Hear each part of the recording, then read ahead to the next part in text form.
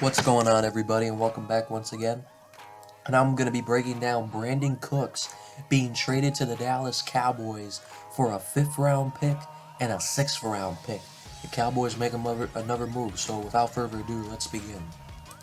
So, the Cowboys traded for a receiver. It was definitely obvious that they were in the market for another receiver. Currently, on their depth chart, they got CeeDee Lamb, they got Michael Gallup, Noah Brown left, Cavante Turpin probably won't be back, Jalen Tolbert is not very, starter caliber.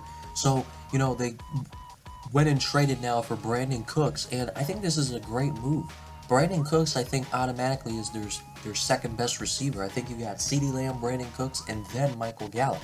I think Cooks overrides Michael Gallup because Michael Gallup had a little bit of an underwhelming year this past year. And the fact that the Cowboys were able to fleece another trade is pretty impressive. I mean, they got Gilmore for practically nothing, and now they're getting Cooks for practically nothing. I mean, this team is loading up. This might be the best Cowboys team they've had in a while, and if they can't get some consistency this year, or at least some playoff success, I think this team really, I don't know what to say. I mean, but if you look at this, I mean, I thought Brandon Cooks would be worth at least a second round pick. I thought a second round pick, maybe a third round pick, but a fifth and a sixth is very good for value for a guy who, in his career, he started with the Saints. He was with the Saints for 3 years. Then he was with the Patriots for 1 year. Then he was with the Rams for 2 years. And now the last 3 years he's been with the Texans. But even though he's been on a lot of teams, it's not because he's not a good player. It's just, contracts haven't worked out. But this is a guy who has had 6 1,000-yard receiving seasons in the span of a 9-year career. That's very good.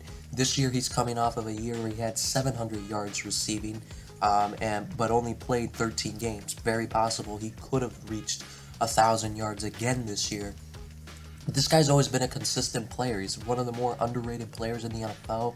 He's a good speedster. He's just a solid player all around. More than solid. I mean, I think you can make an argument that he's borderline elite. And to get him for a 5th and 6th round pick, I think the Cowboys won this trade by a mile. I give the Cowboys an A+ for this trade. I give the Texans a D+.